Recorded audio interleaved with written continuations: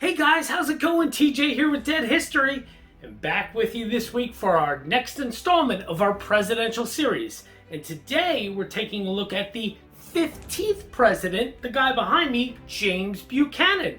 I'm flying solo today. Henry's not with me, but I've got a lot of cool things to tell you about James Buchanan. Historians actually often think that he may have been the worst president we've ever had, but we're going to get into some interesting things about him. But first, what I need you to do is hit subscribe down below, give us a like and a thumbs up, and of course, make sure you hit that little notification bell because we do release a video every single week. And we got some great stuff coming up in the near future. So make sure you hit that notification bell.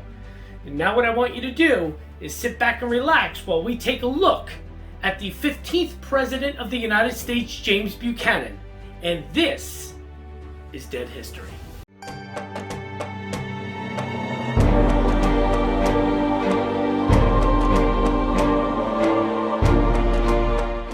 Hey guys, TJ back with you. Yep, behind me, James Buchanan, the only president from the state of Pennsylvania, right next door to me, my neighbor state.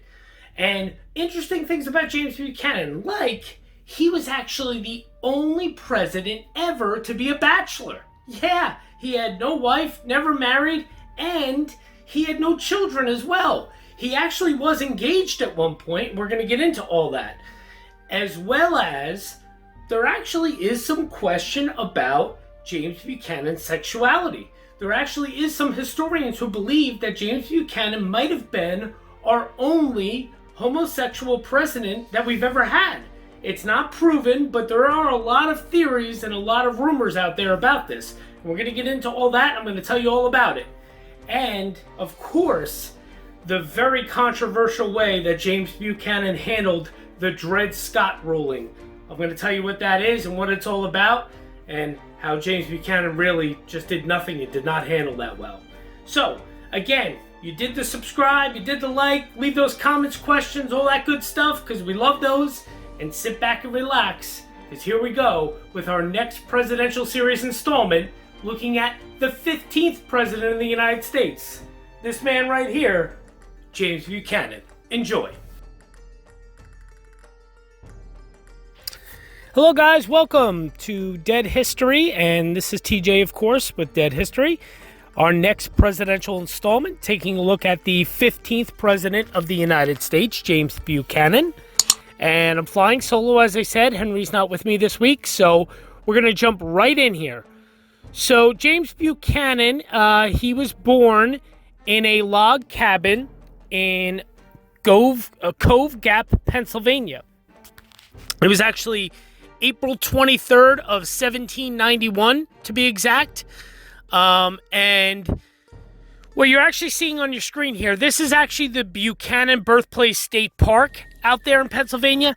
I've actually meant to visit here several times, but every time I've tried to, it just didn't work out logistically. I was either passing by here way too early in the morning when it wasn't open, or way too late at night when it was already dark. So I never got to go out here. So these pictures that you're going to see here on the screen, these are not photos that I personally took. I do not want to take credit for these. They're just stock photos that I found, of course, of the state park and of, Buchanan's Birthplace State Park. So basically, there's a monument there, as you see from the picture. It's made of local stones. It's like a pyramid-shaped monument. Still stands on the location of where the log cabin was that Buchanan was born at. So that's right there. It's a few miles east of Mercersburg, Pennsylvania. And then Buchanan, he actually spent much of his childhood in that Mercersburg, Pennsylvania community and area. There's actually, if you go to the Mercersburg Academy, there is a purported log cabin that stands there at the academy that is purported to be the birthplace of Buchanan. So they say that is the log cabin, that it was, moved there. And then Buchanan's childhood home, which is in Mercersburg, is now home to the James Buchanan Hotel, Pub, and Restaurant. While the building has changed and expanded over the years, visitors can still get a glimpse into what the life was like for a young James Buchanan. So yeah, out there in like central Pennsylvania area, you can see the Birthplace State Park, where the cabin once stood, where they have that pyramid stone-looking monument. You can go to the Mercersburg Academy not far away from there, supposedly see the log cabin. And then, of course, you can see his childhood home, which is now the James Buchanan Hotel. That's all out there in central Pennsylvania area. His father was actually an immigrant from Northern Ireland, and he came to the United States in 1783. And his father became fairly successful, and it allowed James Buchanan to get a good education. Buchanan attended Dickinson College in Carlisle, Pennsylvania, and at one point he got in big trouble and nearly got kicked out of college. He begged for forgiveness and was given a second chance, and he took the most of that chance and ended up graduating with honors. And actually, after college, James Buchanan went on to study law, and he passed the bar and became a lawyer in 1812. So pretty interesting stuff there. He was a lawyer, so that's something that a lot of people don't know about Buchanan. And another really cool thing about Buchanan, he actually fought in the War of 1812. I didn't know this until I researched him further, but Buchanan began his professional career as a lawyer in 1812, but then he decided to volunteer for a company of dragoons to fight in the War of 1812.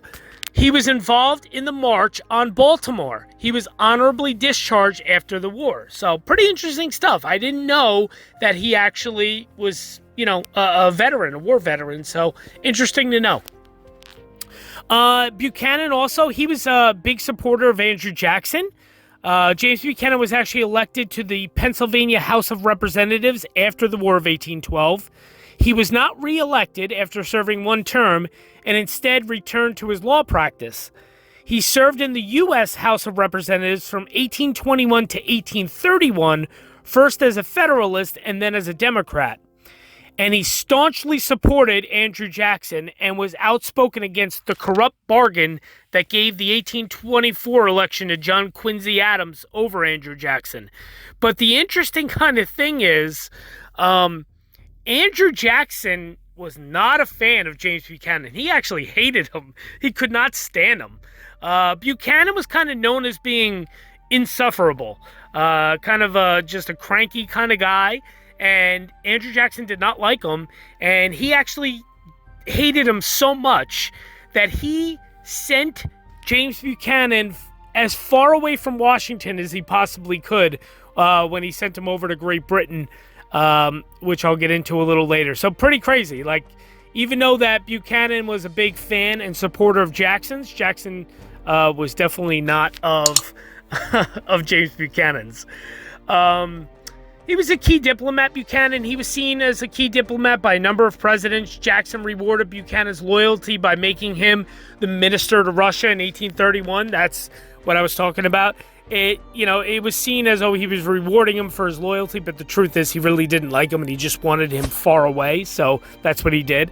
And then from 1834 to 1845, James Buchanan served as a U.S. Senator from Pennsylvania, and James K. Polk named him Secretary of State in 1845. In this capacity, he negotiated the Oregon Treaty with Great Britain, and then from 1853 to 1856, he served as the minister to Great Britain under Franklin Pierce, and he was actually involved in the creation of the secret Ostend Manifesto. So pretty interesting stuff. Buchanan, for all the things said about him, not a good president, really terrible president to be completely honest, but there is some little interesting facts about his life that we're going to get into.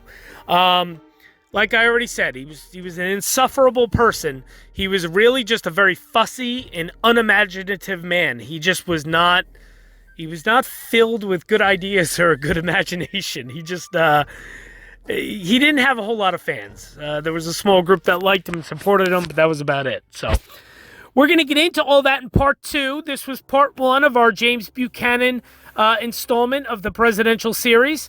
Part 2, we're going to jump into the rest of his political career, his presidency, his personal life, even such as touch on, the speculation about his sexuality. We're gonna get into that.